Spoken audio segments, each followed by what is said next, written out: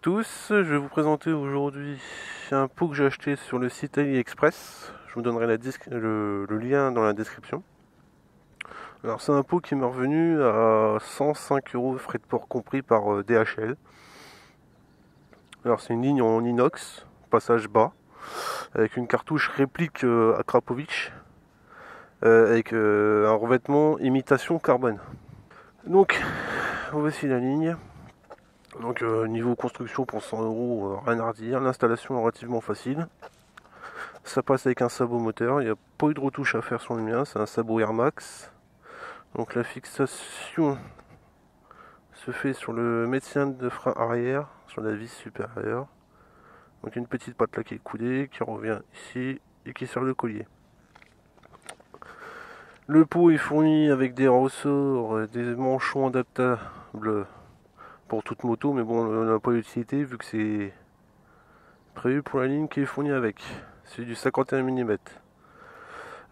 Juste petit reproche à faire, c'est que là, on voit qu'il y a un petit raccord, enfin, c'est trop long quoi. Moi, personnellement, je vais le recouper de 2 ou 3 cm pour rapprocher la cartouche, et ça évitera que le collier soit vraiment à la base du silencieux, ça fera un peu plus joli quoi.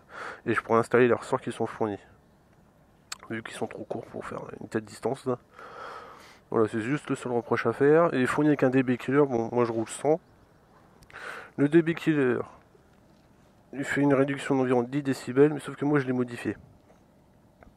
Normalement il y a une plaque de fond ici, mais qui limite vraiment les gaz, mais ça fait vraiment un bruit de merde. Donc moi je l'ai viré.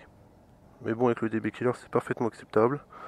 Libre, bon bah voilà, ça chante un peu, on doit pas être loin des 100 décibels. Donc pour ceux qui roulent dans les grandes villes où c'est bourré de flics, etc., je vous conseille pas de rouler en libre. Bon, il n'y a pas de souci de ce côté-là.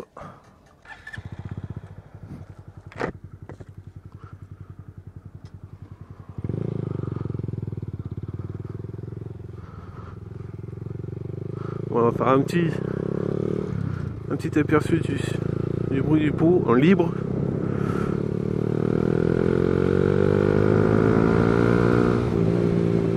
Voilà ce que ça donne. Moi, je pense qu'on doit être dans les 95 à peu près, à fond.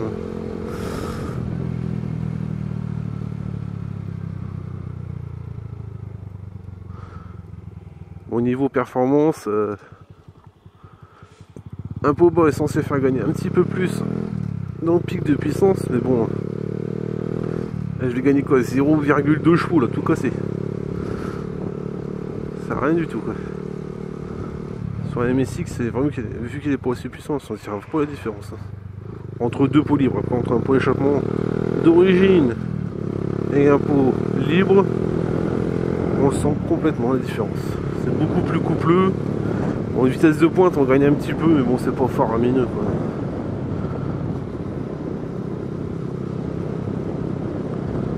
Mais bon, tant que ça roule au moins 100 km/h, ça suffit largement pour de la ville.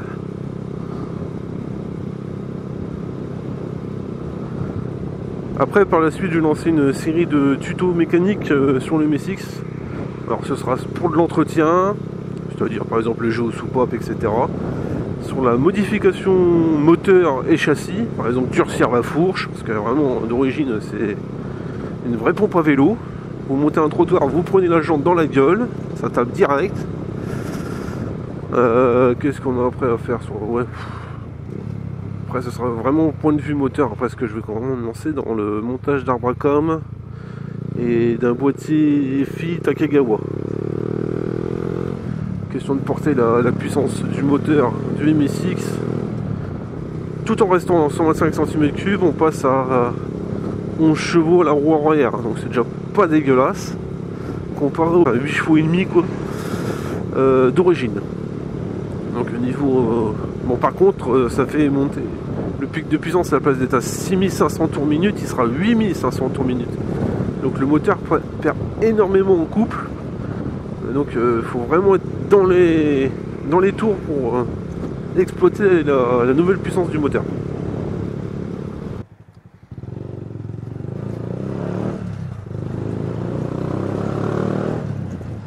Alors on entend bien le pot libre dans une petite rue. ça résonne bien. Hein.